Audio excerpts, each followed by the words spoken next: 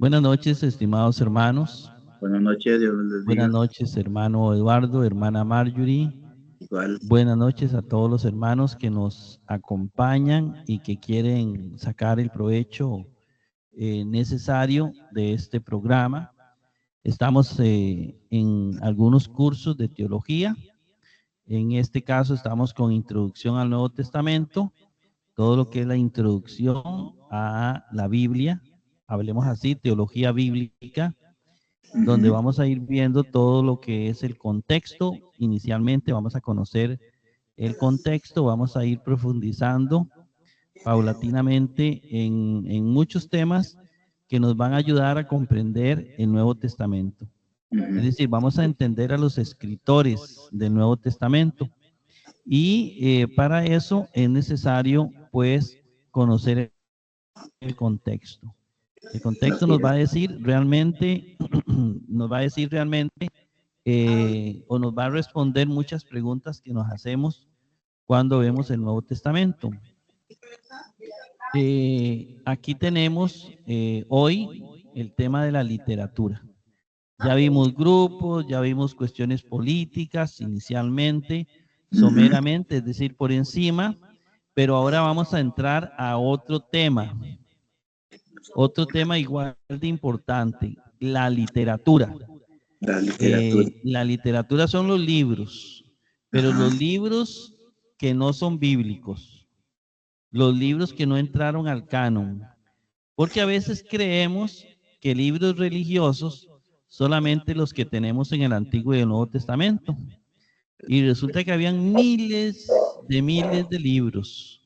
Habían muchos libros y esos libros no entraron a ser parte del canon. Es decir, esos libros no entraron a formar parte de nuestra Biblia, por una o por otra razón.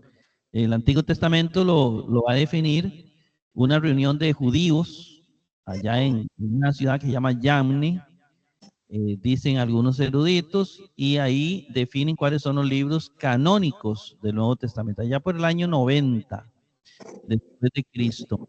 Mucho después de que se destruyó el templo de Jerusalén, se reúnen estos judíos en Yamni y definen cuáles son los libros sagrados del Antiguo Testamento. Y luego vienen los libros del Nuevo Testamento y ya veremos un programa dedicado a eso. Pero ahorita sí por encima para ubicarnos con el tema de hoy.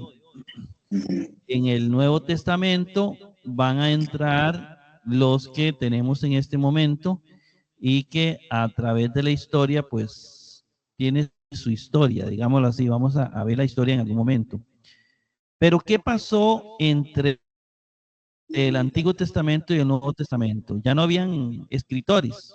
Sí, claro, habían muchos escritores, hay muchos libros entre el Nuevo y el Antiguo Testamento. Y esos libros son los que vamos a comenzar a ver en estos programas que le vamos a llamar la literatura. ¿Cómo fue la literatura? ¿Cuáles libros habían? Es más, hay libros que no fueron aceptados en el canon del Nuevo Testamento y que son libros para los apóstoles fueron canónicos. ¿Cuáles libros leyó Jesús? ¿Cuáles libros leyeron los apóstoles? Ellos leyeron muchos libros. Es muy posible que, por ejemplo, este libro, La Asunción de Moisés, lo hubiera leído la iglesia. Y vemos muchos otros libros. Judas menciona unos libros que, que en realidad no están en el canon del Antiguo Testamento. Mateo menciona un versículo que no aparece en ningún libro del Antiguo Testamento. ¿De qué libro sagrado lo tomaría? ¿O de qué libro?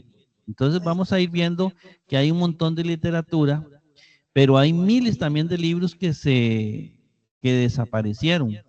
Los quemaron o por su poca importancia pues terminaron perdiéndose.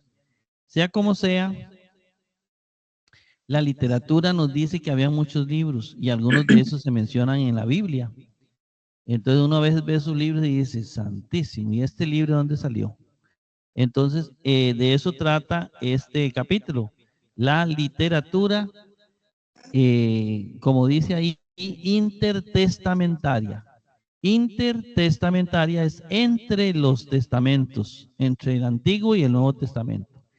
Y ahí comienza diciendo Harrison, en el periodo intertestamentario, es decir, entre el Antiguo y el Nuevo Testamento, aunque el oficio profético estaba en suspenso, y esto aquí es donde crecemos en el lenguaje teológico, ¿verdad? Ir conociendo algunas palabrillas y usarlas. El oficio profético estaba en suspenso, es decir, no habían profetas. Es decir, en el Antiguo Testamento se acabaron los profetas. No hubieron profetas en el siglo 2, 3, 1 antes de Cristo. Entonces dice que el oficio profético estaba en suspenso. Eso lo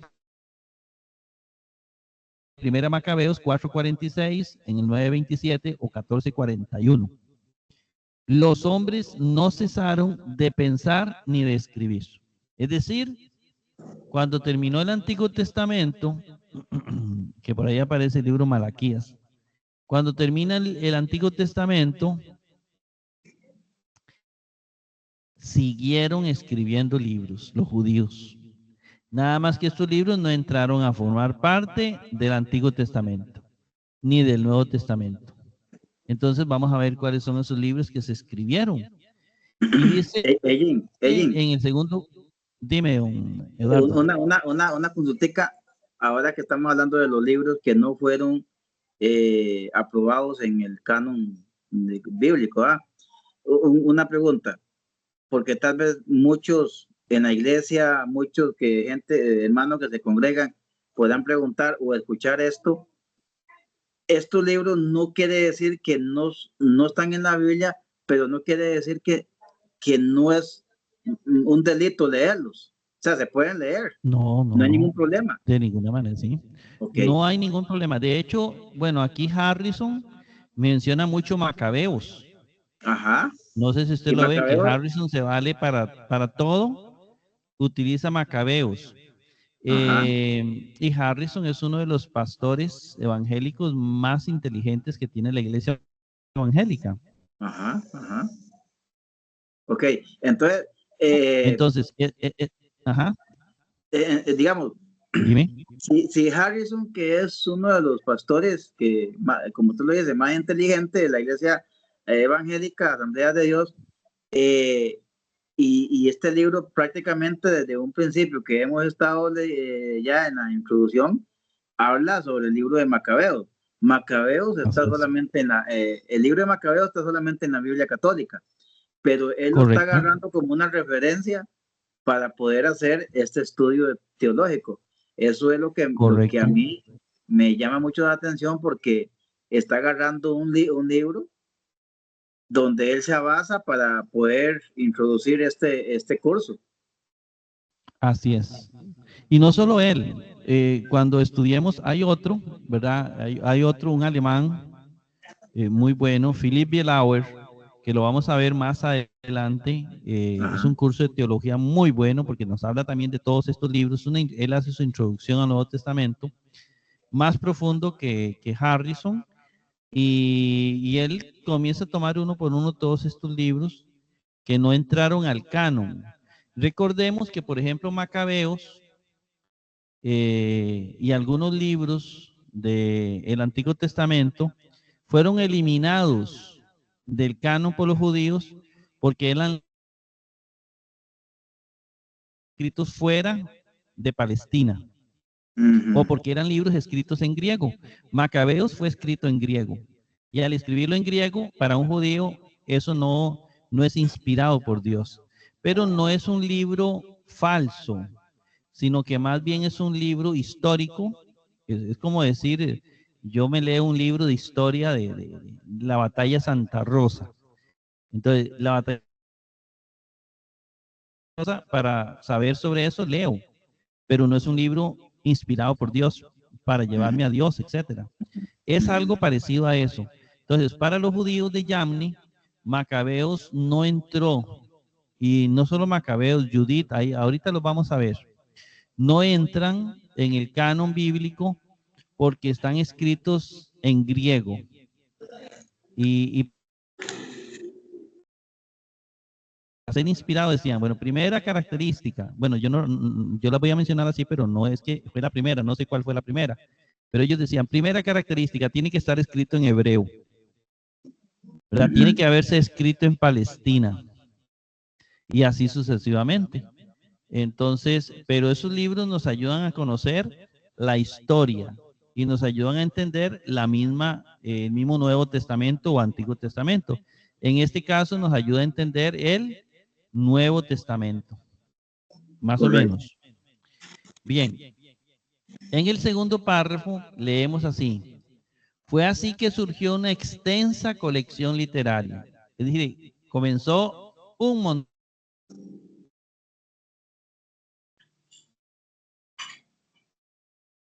por cristianos. Por ejemplo, para los primeros de los apóstoles, ellos leían estos libros como sagrados. Para ellos eran libros sagrados. ¿Por qué? Porque cuando estaban los apóstoles, todavía los judíos no habían definido su canon. Recuerde que los cristianos existieron allá por el año 30, 40, 50, 60, 70, 80. Ahí existían los cristianos. Y no había venido Yamne todavía. Entonces, cuando viene Yamne, más o menos creo que es en el año 90 por ahí, se reúnen los judíos y dicen, vamos a ver cuáles son los libros sagrados de los judíos. Hasta ahí. Antes de eso todo el mundo leía todo, incluyendo Jesús, ¿verdad? Habría que ver qué libros interesantes leyó Jesús, ¿verdad? Que para él sí fueron inspirados por Dios. Entonces, sí, eso es muy interesante. El libro Macabeos es un libro que aparentemente fue usado por la iglesia primitiva. ¿Por qué sabemos? Bueno, porque la Septuaginta, entre la Biblia griega y hebrea, la Biblia más usada fue la Biblia griega. Y la Biblia griega tiene Macabeos y tiene Judith y esos otros, ¿verdad? Que se van a llamar deuterocanónicos por la iglesia católica y apócrifos por la iglesia cristiana evangélica. Entonces, así surge todo un asunto. ¿Por qué deuterocanónicos? Dice la Iglesia Católica. Deutero segundo, porque entran después del canon de Yamni, cuando los judíos definen cuáles son los libros sagrados del Antiguo Testamento. Entonces, la Iglesia habla de después, y esos libros entraban, salían en los primeros años de la historia de la Iglesia. Bueno, entonces tenemos un montón de libros que son usados por judíos y por cristianos. En el tercer párrafo dice, lo habitual ha sido agrupar estos escritos en dos clasificaciones, apócrifos y pseudoepígrafes. Y entonces ahí son palabrillas que hay que ir escribiendo, ¿verdad? Apócrifos y pseudoepígrafes. Son dos divisiones. Y vamos a ir viendo esas divisiones, vamos a ir conociéndolas y vamos a ir enriqueciendo el lenguaje teológico, porque eso es parte de nuestro lenguaje para entender un poquito más lo que estos eruditos han descubierto. Vamos a ver si se puede poner la pluma. Hablemos de los libros apócrifos. Primero, hablemos de libros apócrifos. Llegaron a ser colocados junto a escritos del Antiguo Testamento en varios manuscritos de la Septuaginta. Veamos esto. Son palabrillas que hay que aprenderse. La Septuaginta, recordemos esto. En la Biblia del Antiguo Testamento, ustedes saben que hay Antiguo Testamento y Nuevo Testamento. En el Antiguo Testamento, la primera Biblia que existió fue escrita en hebreo. Estamos claritos, ¿verdad? Esto, hebreo. Ahí está, hebreo. Bien, y también hubo otra Biblia del Antiguo Testamento escrita en griego. Son los dos idiomas que se escribió el Antiguo Testamento, hebreo y griego. La Biblia hebrea es la Biblia hebrea y la griega es la Biblia que se llamó Septuaginta, porque fue traducida por 70 judíos que la tradujeron al griego. Ya hablamos de ella, ¿verdad? Entonces, esta Biblia se llama Septuaginta, porque son 70 los que la tradujeron. Resulta que esta Biblia hebrea trae una cantidad de libros y esta griega, la Septuaginta, trae más libros. Y esos libros que trae más se llamaron libros apócrifos. Estamos, ¿verdad? Libros apócrifos porque son libros de más que tenía la Biblia griega y que la Biblia hebrea no tenía, porque la Biblia hebrea, vuelvo a repetir y a reiterar, la Biblia hebrea tenía solo los libros que fueron escritos en hebreo, mientras que la Biblia griega tradujo toda la Biblia hebrea y agregó otros libros que estaban en griego. Y entonces por eso tenemos que la Septuaginta tiene más libros que la Biblia hebrea. La Iglesia Católica se va a tomar de la Biblia Septuaginta, por eso agrega 7 libros más. La Iglesia Cristiana Evangélica solo va a tomar como libros sagrados la Biblia hebrea, digamos los que la Biblia hebrea toma, nada más. Entonces, en eso está la pelea. Pero que la Iglesia Cristiana rechaza estos libros, los toma como material para retroalimentar y conocer más la historia. ¿Cómo conoceríamos, por ejemplo, lo que pasó en el pueblo judío unos 200 años antes de Cristo? A través del libro Macabeos, que nos cuenta cómo Antíoco Epífanes invade Israel y coloca un cerdo en medio del templo y lo sacrifica a los dioses. Y a eso se le llamó la abominación desoladora que hablaba Daniel. Y cuando abominación desoladora, en Mateo 24, Jesús estaba refiriendo a lo que habla el libro de Macabeos. ¿Ves? Quiere decir que Jesús leyó el libro Macabeos. ¿Por qué? Porque ahí es donde encontramos eso de la abominación desoladora, el famoso anticristo inicial, ¿verdad? Eso lo vamos a ir viendo después. Entonces, estos libros que la Septuaginta agrega se van a llamar libros apócrifos. El segundo párrafo, cuando las escrituras griegas fueron traducidas al latín, estos libros fueron retenidos, aunque no sin cierta controversia. Ya estos libros tuvieron su pelea. Hay un estornudo, ojalá que no se gripe, ¿verdad? No, yo creo que no. Salud, salud. Muchas gracias. Estos libros griegos, esta Septuaginta se tradujo al latín y se mantuvieron en la traducción latina. Después vamos a ver la historia de eso. Pero hubo peleas. La gente decía, no, ese libro no, ese libro sí, no, ese libro no está entre los judíos, no, ese libro, y entre todo, era una pelea grande. Finalmente, la mayoría de esos libros fueron declarados parte de las escrituras en la Iglesia Católica por un concilio, se llama el Concilio de Trento en 1546. Fue en el tiempo en que Martín Lutero se rebeló contra la Iglesia Católica. Y entonces Martín Lutero solo aceptó los libros de la Biblia hebrea. De ahí nació la Biblia, digamos así, que sigue la Iglesia Cristiana Evangélica, entre ellos la Reina Valera, ¿verdad? La Reina Valera. Y entonces ahí hay toda una pelea. Y la Iglesia Católica siguió con la versión latina de San Jerónimo, que en el siglo IV había traducido esta Biblia griega a latín. Hasta ahí vamos bien, ¿verdad? Correcto, correcto. Entonces, antes de que empiece con este otro, entonces quiere decir, hermano Ellen, que la Septuaginta es la que usa ahorita los hermanos católicos. Sí, en cuanto a libros, ¿verdad? En cuanto a libros, sí, correcto. Los 7 libros más que sí. tiene. El contenido. Entonces esa Biblia es la que se llama Septuaginta.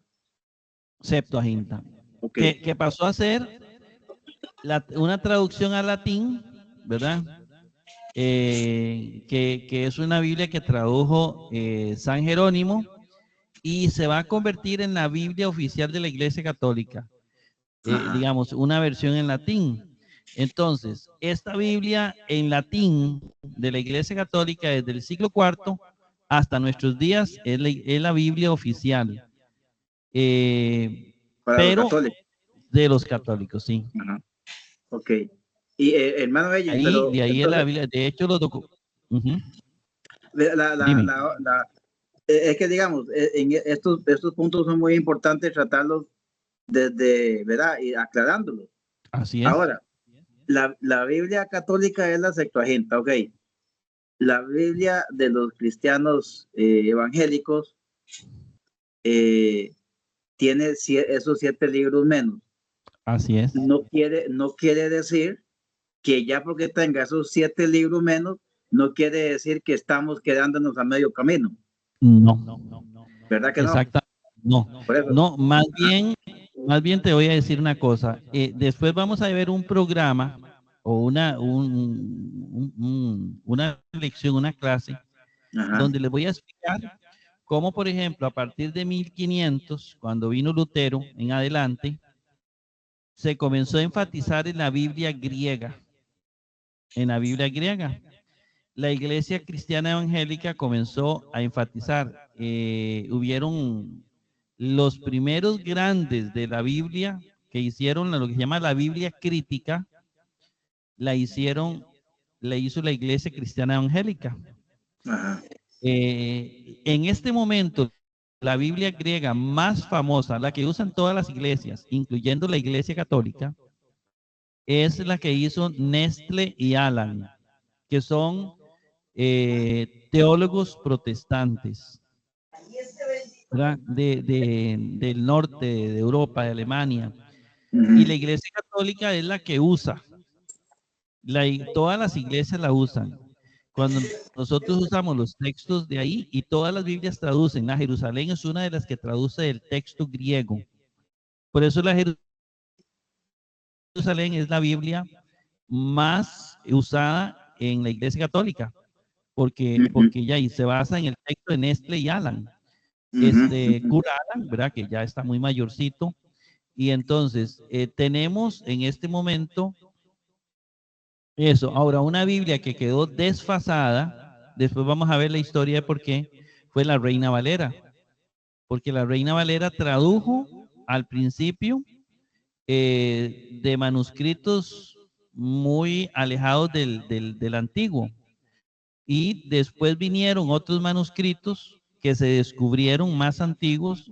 Por cierto, la iglesia cristiana evangélica, digamos, la iglesia, así se le llama en teología, la iglesia protestante, que son los grandes eruditos, así se hacen llamar, ellos hicieron la Biblia crítica y todo, por ejemplo, en el seminario, yo estuve en el seminario, yo aprendí, por ejemplo, con escritos, el primer escrito donde nos enseñaban a nosotros era de Wellhausen.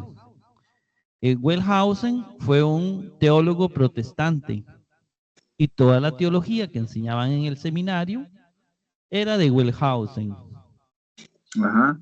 Luego, sí, claro, toda la teología era, ¿por qué? Porque la iglesia protestante desde hace unos 3 o 4 siglos tomó la delantera y la iglesia católica se quedó como rezagada. Correcto. Por eso en Biblia la iglesia evangélica superó mucho. Y en este momento, por ejemplo, Harrison es súper respetado por iglesias, la iglesia católica. Porque ¿quién puede decir que no a lo que él dice? ¿Quién puede? Nadie puede decir.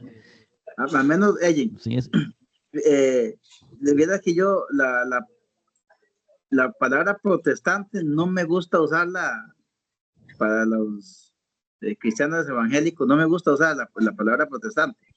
Si usted lo dice, que teológicamente está escrito así, pues hay que Usted respetar. busca, por ejemplo, la mayoría de autores y entonces aparecen, así está escrito en la literatura.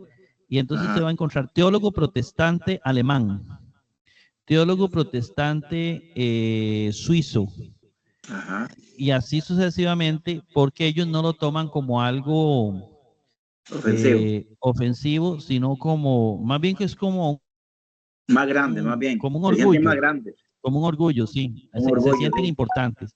Sí. Entonces, y de hecho, son súper respetados en la iglesia católica.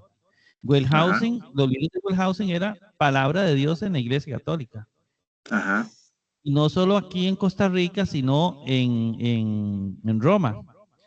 El sacerdote que a mí me dio clases de Biblia era un sacerdote que recibió clases en Italia, en Roma, en la Universidad Cristiana de Roma. Y a él le enseñaron él era teco. todos los libros de Wellhausen. Ajá. Y era un Ese sacerdote. sacerdote era tico, ella. ¿Ah? El El sacerdote era sacerdote tico. era tico, sí, Ajá. el padre que me dio clases, y sin embargo él fue a estudiar, lo mandó la iglesia aquí de Costa Rica a Roma, ¿verdad? Entonces, sí, claro. Entonces, para que ustedes vean cómo en esto de la Biblia, pues los que van a tomar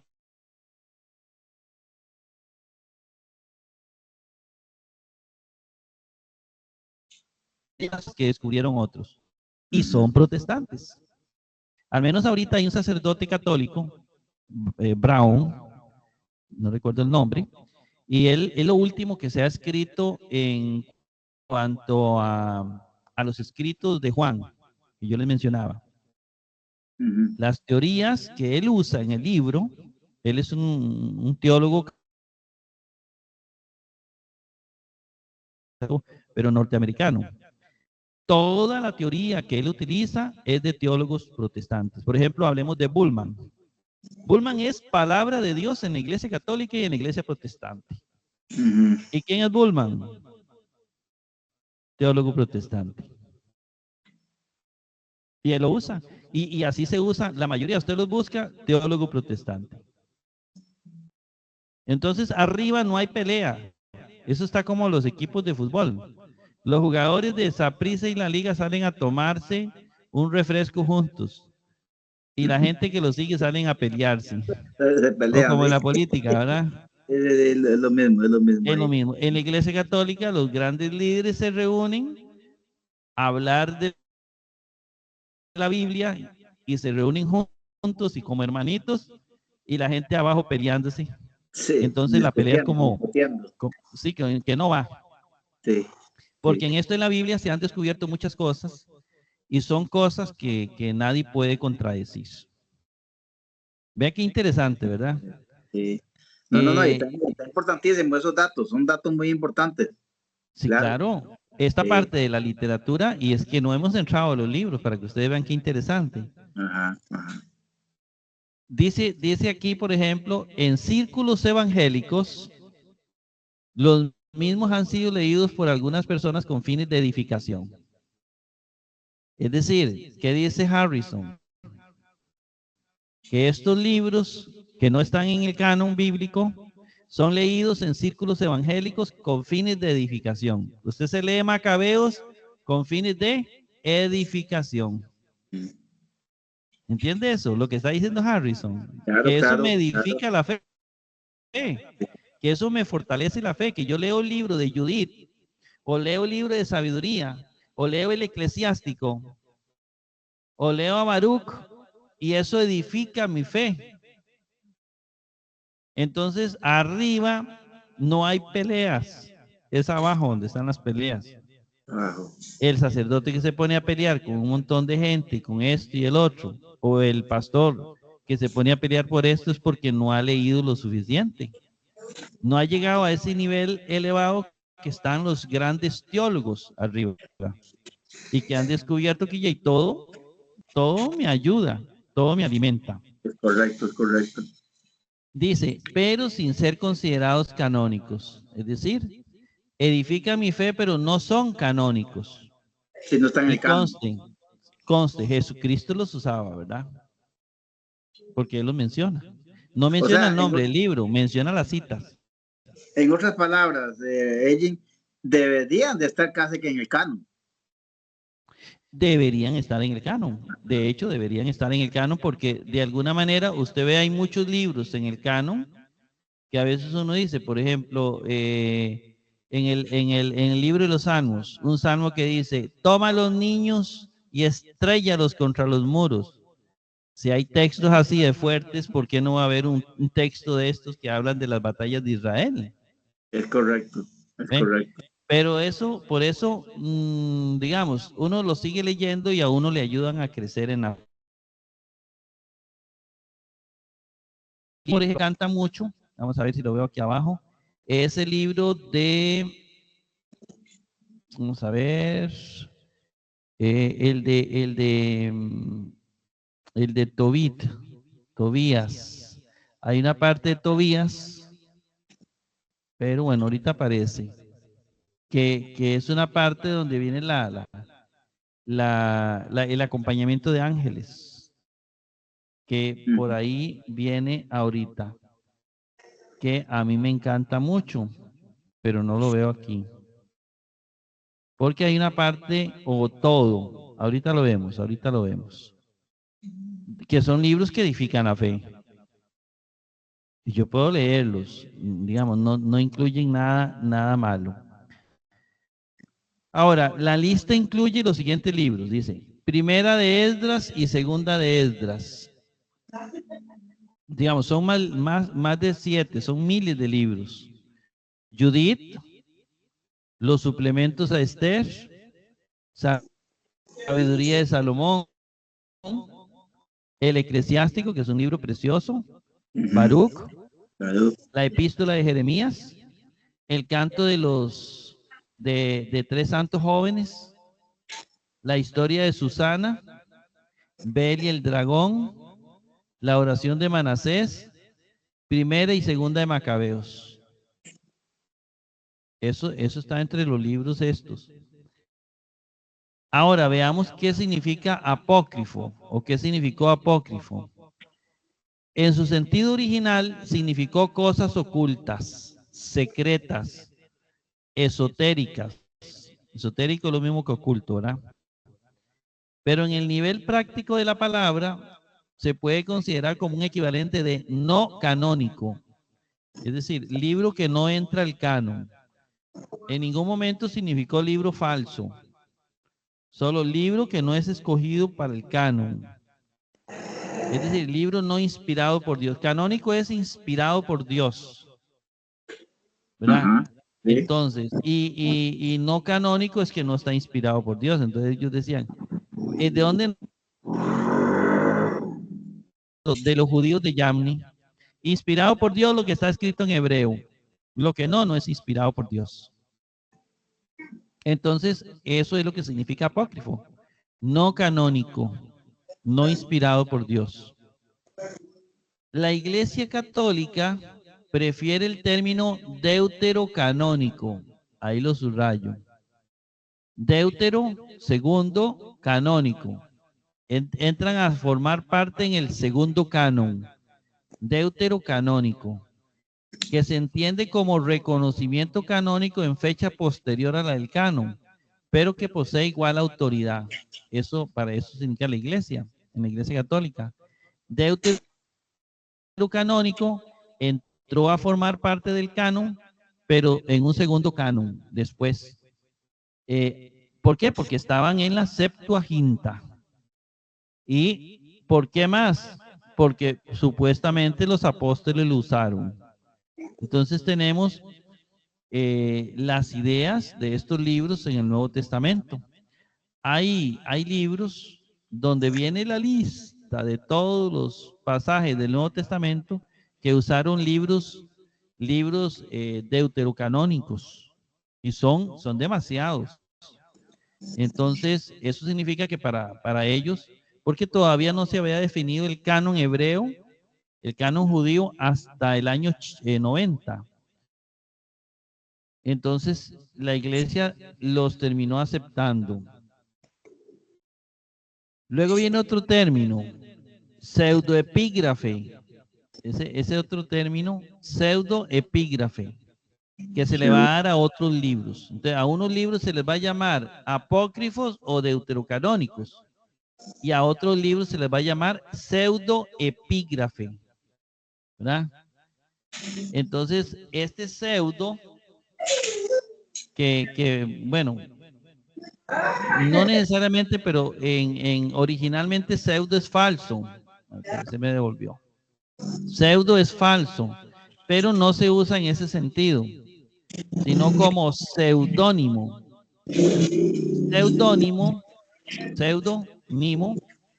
seudónimo viene de pseudo falso y nimo viene de nombre, nombre falso. Entonces, por ejemplo, Eduardo va a escribir un libro y usted no se pone su nombre, usted se pone Chalo. Chalo va a ser su nombre famoso, como hacen los artistas de Hollywood, ¿verdad? Ellos no usan el verdadero nombre, sino usan un seudónimo. Entonces, el seudónimo es el nombre falso. Y es el nombre famoso de ellos. Dime. Y es el nombre famoso de ellos, ya. Es el nombre famoso, exactamente. Pues en la pseudoepigrafía eran escritores que no pusieron el nombre de ellos en el libro. Ellos lo escribían, pero en lugar de poner el nombre de ellos, ponían un nombre famoso. Entonces, a muchos libros le dieron libro de Enoch. No, eso no lo escribió Enoch, lo escribió alguien ahí del tiempo de Jesús. Libro de Baruch.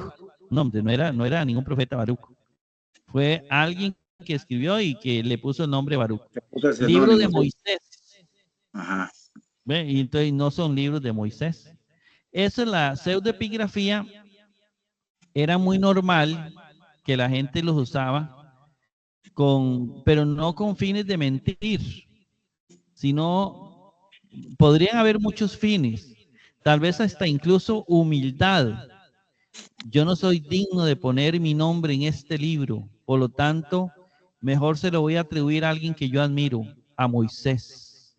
Esto lo escribió Moisés. O recuerden que ellos usaban mucho el espíritu de Elías. Entonces ellos decían, esto me lo inspiró el espíritu de Elías o el espíritu de Moisés. Entonces ellos se lo atribuían. Entonces no estaban mintiendo, sino que ellos era por humildad, no escribían el nombre. Veamos, por ejemplo, los evangelios.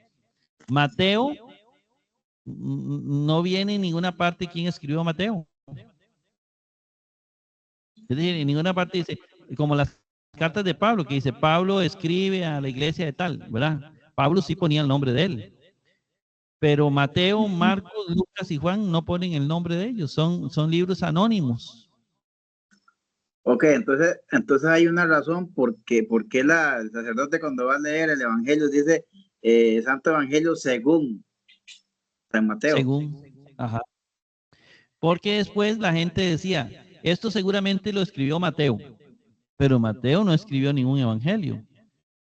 ¿Por qué no lo escribió? Porque Mateo era un apóstol. Y estos libros no fueron, no tuvieron mucha fuerza en el primer siglo. Tan es así que lean el Nuevo Testamento. En las leyendo lo que Mateo escribió, o lo que Marcos, o lo que Lucas, o lo que Juan escribió, no dice en ninguna parte, no aparece en todo el Nuevo Testamento, incluso ni en el Apocalipsis que se escribió a finales, casi en el año 100. Nunca dice, bueno, y está el Evangelio de Mateo, o está como leemos en las iglesias, el Evangelio de Marcos, ¿no?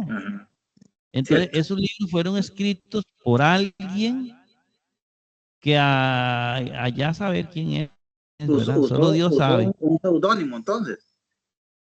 No, en ese caso, no usó seudónimo porque no puso nombres.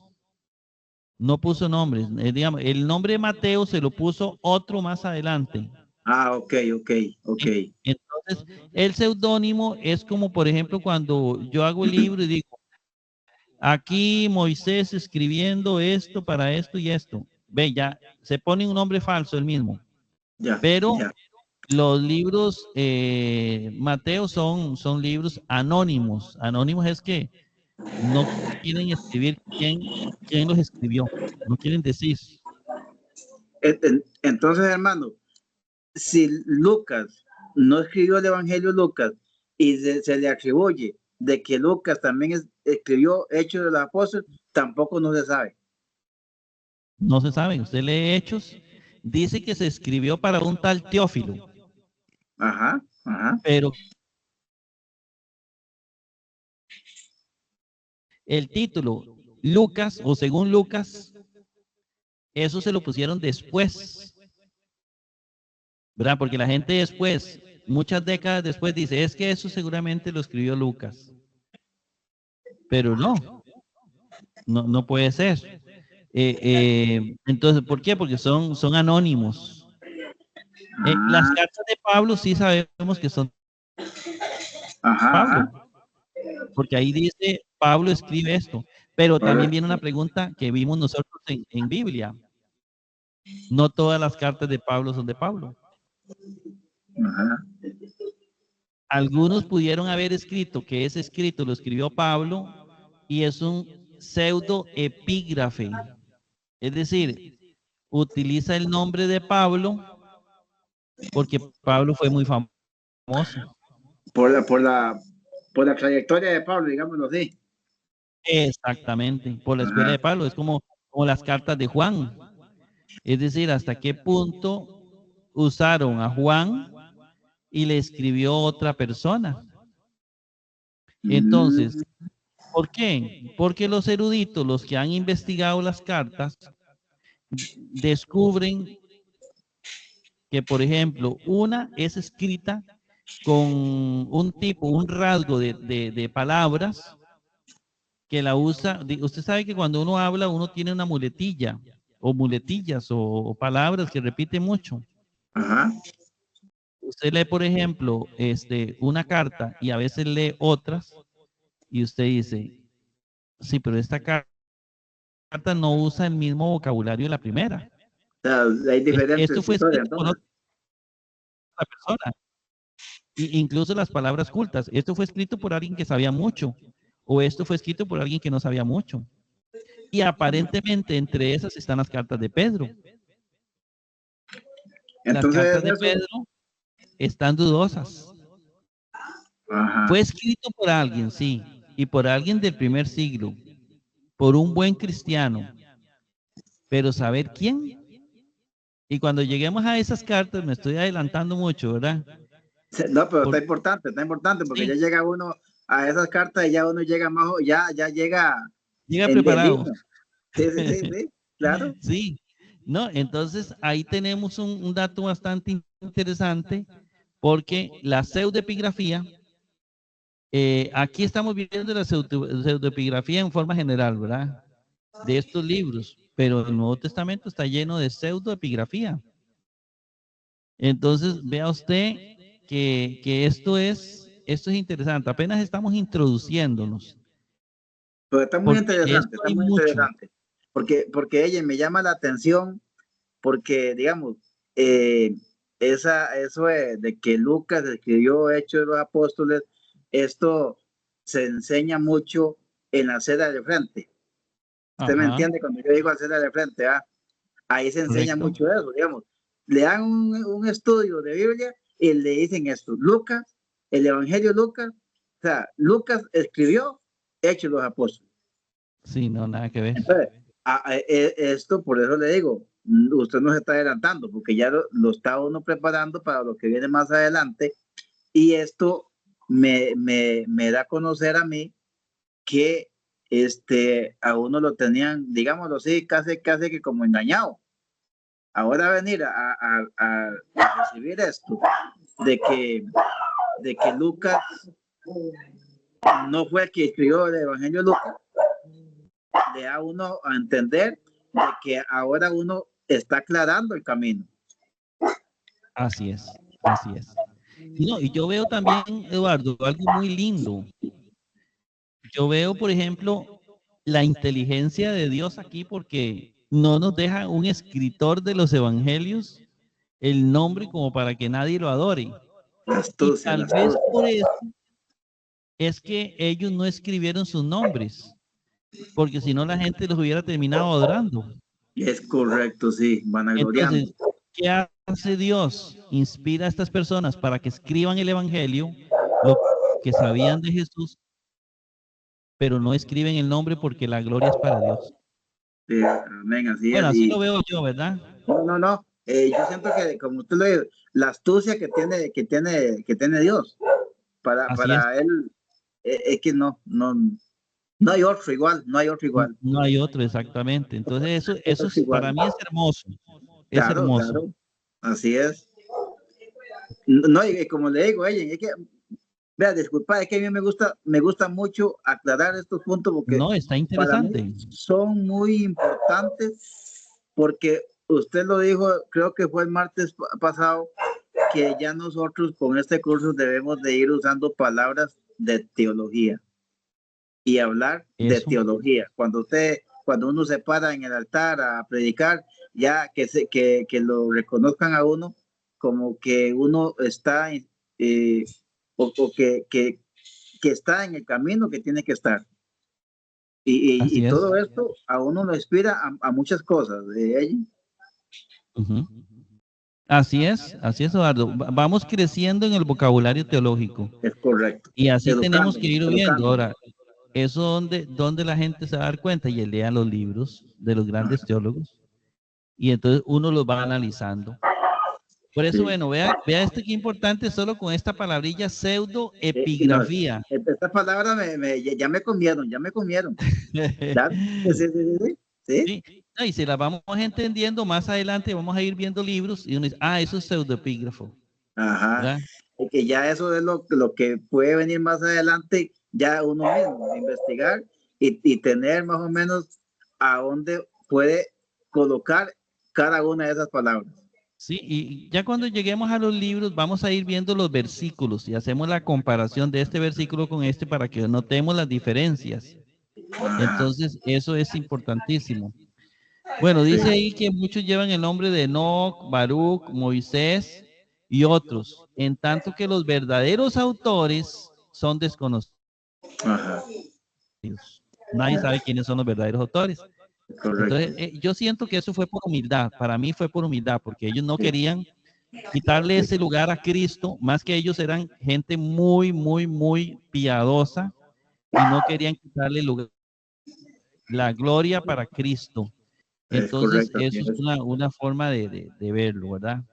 Sí. Dice, al parecer, en una época en que el testimonio profético, oiga, testimonio profético es que ya no hay profetas, Ajá, en la que el testimonio profético había cesado, es decir, ya no habían profetas, porque los últimos profetas fueron del Antiguo Testamento, de ahí ya no se vieron más profetas hasta que llegó Juan el Bautista. es correcto. Dice, estos escritos ganaron presumiblemente en popularidad, siendo adornados con los nombres de personajes notables de los tiempos bíblicos. Entonces, vinieron como unos 300 o 400 años en que no habían profetas. Y entonces estos escritos llegaron a sustituir y volvieron a poner nombres de profetas antiguos para que la gente, era como como la sustitución. Esto es lo que va a reemplazar esos profetas que ya no surgen, ya no hay profetas. Entonces, vean lo importante que fueron esos libros, ¿verdad? Es la sustitución. Dice, sin embargo, no todas las obras clasificadas entre los pseudoepígrafes son seudónimos, mientras que entre los apócrifos se incluyen algunas obras seudónimas. Seudónima es falso nombre, ¿verdad? Es correcto. Eh, dice, entre los apócrifos hay algunas obras seudónimas, por ejemplo, la sabiduría de Salomón, ¿verdad? El seudónimo es que se usa el otro nombre, Salomón, y eso no fue Salomón el que hizo eso, ¿verdad? Seguimos aquí con la introducción a la literatura Dice, muchos de los escritos pseudoepigráficos son de carácter apocalíptico. Entonces, muchos libros que no traen quién es el escritor son libros que llamamos apocalípticos. ¿Qué son apocalípticos? Ya ahorita va a explicar un poquito ahí, pero es la que nos habla del fin del mundo y de estas cosas. Entonces, se escribieron muchos libros que hablaban de eso, del fin del mundo. Es decir, que eran apocalípticos, que Dios revelaba que iba a suceder al final de los tiempos. Entonces, muchos escritos pseudoepigráficos, pero no todos, ¿verdad? Por eso dice, pero esto no es aplicable a todos. Se dice que muchos, no todos, son de carácter, digámoslo así, usemos la palabrilla técnica, género apocalíptico, ¿verdad? Esa es la palabrilla técnica. ¿De qué género? Hay varios géneros. El apocalipsis es un género, ¿verdad? Los evangelios es otro género. Las cartas o las epístolas es otro género. Entonces son diferentes géneros. El apocalíptico, la mayoría de libros que se escribieron en ese tiempo eran libros que hablaban del fin del mundo. Dice luego, tal rasgo difícilmente puede usarse para distinguir estos escritos de los apócrifos, ya que segundo Esdras, que pertenece a los apócrifos, es indudablemente apocalíptico. En otras palabras, hay libros apocalípticos entre los pseudoepigráficos y también entre los apócrifos. Es decir, en todo hay libros apocalípticos, no solamente uno. Teniendo en cuenta esta confusa situación, Torrey, eso es un teólogo protestante, propuso que se abandone esta doble terminología a favor de un término común. Entonces Torrey dice, no dividamos los libros en pseudoepigráficos y apócrifos, porque esto nos enreda.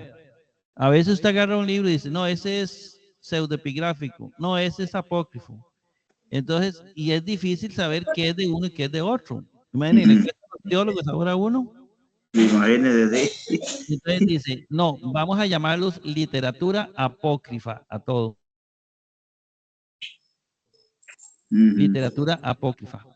Entonces, cuando hablamos de literatura apócrifa, metemos ahí libros que tienen seudónimos, libros que no tienen seudónimos, libros apocalípticos, no apocalípticos. Todo está entre la literatura apócrifa, ¿verdad? Y esto es, dice Harrison, que esto es una sugerencia sensata y será seguida en este curso. Así se llamará de ahora en cuando hablamos de literatura apócrifa nos referimos a todo ese montón de libros. A todos los Es decir, a libros. todos los libros que no están en el canon. En el canon. Literatura apócrifa. Literatura apócrifa. Ahí vamos a ver. Vamos a ver para terminar donde comenzamos con los libros. La literatura apócrifa apareció en segundo y primer siglo antes de Cristo. Es decir, 200 años antes de que Cristo naciera, comenzó a aparecer esta literatura apócrifa. Y en el siglo I después de Cristo, habiendo sido escrito en su mayor parte en hebreo o arameo. Muchos, ¿verdad? No todo era en griego. La mayor parte era en hebreo o en arameo, ¿verdad?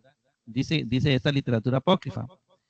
Por varias razones, el judaísmo oficial la desaprobó a fines del primer siglo después de Cristo. Eso fue en Yamni, ¿verdad? Donde los judíos dijeron, los libros canónicos son estos. Pero una de las razones fue esa. Muchos libros fueron desaprobados porque habían sido escritos fuera de Israel o muchos no estaban escritos en hebreo directamente. Dice, después de todo, la misma era demasiado tardía para ser inspirada. Tardía. Es decir, muchos de estos libros fueron escritos entre el segundo y el primer siglo. No eran libros viejos, sino libros más nuevos. Entonces ellos dijeron, no, aceptamos libros escritos del siglo IV o V para atrás. Entonces, aunque sean hebreos, no eran aceptados. Además, los líderes judíos podían ser más consecuentes al pedir el rechazo de los escritos cristianos si repudiaban también escritos judíos que se originaron después de la cesación de la actividad del espíritu en el campo literario. Es decir, los judíos de Yamni dijeron, vamos a ciertos libros ciertos años, y de esa manera dejaban por fuera también todos los libros del Nuevo Testamento, porque todos los libros del Nuevo Testamento, ¿en qué idioma están escritos? En griego. Todo el Nuevo Testamento está escrito en griego. No hay un solo libro del Nuevo Testamento escrito en hebreo. Todos son en griego. La situación histórica, estimaron ellos, los judíos esos, requería una conservación del pasado. Es decir, que fueran unos 4 siglos antes de ellos. Una concentración de la atención en la explicación de las escrituras, de las tradiciones de los escribas. Es decir, ahí sigue enfatizando lo importante que sea unos siglos bien atrás, que sean libros bien viejos. Fue así que quedó a cargo de los cristianos el perpetuar estas obras ajenas en su traducción griega y en otros idiomas. Esos libros no se perdieron porque la Biblia, la Septuaginta, tomó esos libros, Macabeos y todos estos libros. Si no se hubieran perdido, porque los judíos no los aceptaban. Algunos documentos contienen esta palabrilla de teología, interpolaciones cristianas. Interpolaciones, otra palabrilla para el vocabulario teológico. Hay un montón de palabras, ¿verdad? La interpolación, ¿qué es interpolación? Bueno, la interpolación es cuando los cristianos tomaron un libro de estos libros apócrifos, los pasaban y les metían cuñitas del cristianismo. Cosas que aprendí con el fin de evangelizar. Y eso se veía bueno, ¿verdad? Porque ellos decían, vamos a explicar esto bien. Es que aquí está hablando del Mesías, del Salvador. Y entonces más bien lo que hacían era, ya, y afectaban en la originalidad del libro. Pero esas son las interpolaciones. Meten textos cristianos en libros apócrifos, en la literatura apócrifa. Entonces se dan las interpolaciones cristianas. Oiga, es interesante notar que los rollos del Mar Muerto, otro término que tenemos que dominar, los rollos del Mar Muerto, porque los rollos del Mar Muerto son rollos que son libros, ¿verdad? Que fueron descubiertos cerca del Mar Muerto, ahí en Palestina. Descubrieron una biblioteca de libros en unas cuevas, en las cuevas del Mar Muerto, se llaman cuevas de Qumran, y descubrieron en sarcófagos miles de libros. Vea qué interesante. Y descubrieron libros viejísimos, ¿verdad? Por eso el Mar Muerto, o llamado Qumran también, es importantísimo para nosotros. Para atrás. Muchos otros que aparecen en forma fragmentaria, es decir, pedacitos ya, porque algunos están podridos. ¿Cuáles libros encontraron en Qumran? Tobías, la sabiduría de Salomón, el eclesiástico, la epístola de Jeremías, los jubileos, Enoc, libro de Noé, imagina, hasta Noé le pusieron que había escrito un libro. El testamento de Leví, el testamento de Neftalí, los dichos de Moisés, el manuscrito de los patriarcas, los salmos de Josué, una visión de Amram, la oración de Nabonido. Y estos son libros que fueron escritos en ese primer ciclo. Digamos, son libros, literatura apócrifa, descubiertas en el Mar Muerto. Y en este momento ya esos libros han sido traducidos y la gente se lo lee. Yo tengo algunos por acá, ¿verdad? Que uno compra algunos libros. Pero estos libros es interesante leerlos, es interesante. Algunos de estos libros eran desconocidos, porque Qumran fue como en el año 1940 y resto, cuando nuestros papás estaban chiquitillos, más o menos Cierto, en esa fecha. Ahí cierto. nuestros abuelos existían. Ahí fue cuando descubrieron esto, es decir, hace poquito, hace poquito. Unos pocos pudieron originarse en Qumran, ahí mismo. La presencia de todos estos en la cueva indica que pocas décadas antes de la prohibición de tales libros por parte de los judíos, los mismos eran usados en las comunidades en el desierto. Estos libros eran usados por, usted recuerda que habíamos hablado de grupos en el desierto, Ajá, entre sí, ellos los esenios, pero había muchos otros grupos. sí, En estas pruebas del mar muerto, muchos dicen que esos eran grupos esenios, que esos eran libros que usaban los esenios. Entonces, de hecho, muchos dicen que esto fue, Qumran fue una iglesia de los esenios. ajá. Ve cómo ya se va relacionando esto con lo que vimos de los esenios, Correcto, ¿recuerda? es correcto, es Bien, correcto. ahí, hasta ahí es toda la introducción de la literatura. Ya, vamos a ver la otra semana, vamos a comenzar a ver libro por libro, aunque sea un poquitito, Qué para bueno. tener una idea de qué hablaban estos libros. Se Y pone aquí bueno tenemos esto. esta introducción. Se pone bueno esto, hermano. Así, claro, Se pone bueno. claro. Sí, ya, Y bueno, ujú. yo ahorita te iba a comentar eso, de que usted hablaba de los rollos del Mar Muerto. Y ya yo te iba a comentar acerca de eso, de que todos estos rollos que se encontraron ahí, en esos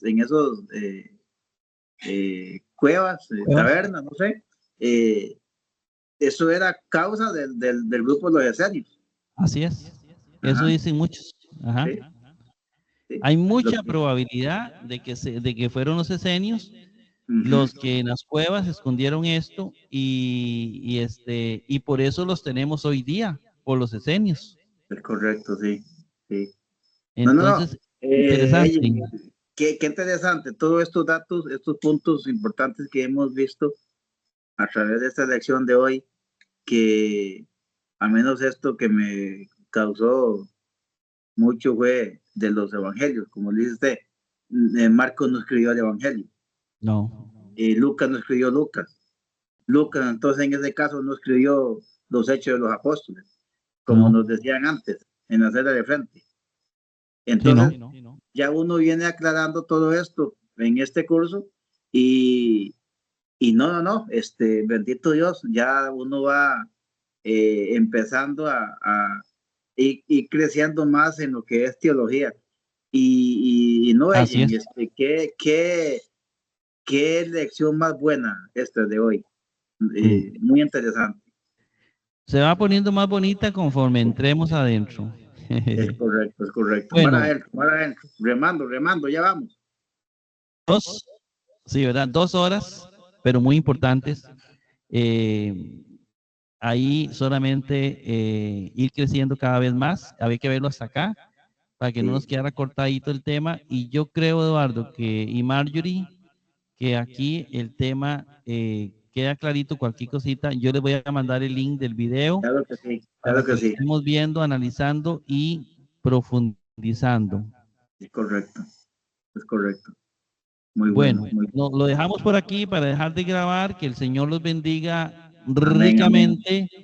Nos vemos el próximo martes, si el Señor lo permite. Es Y correcto. seguimos creciendo. Mayuri, Eduardo, Dios me los bendiga mucho. Muchas gracias a Amén, ustedes amén, porque hermano. hacen posible A este usted también. programa. Ok, Bueno, hasta luego. hasta luego. Hasta luego.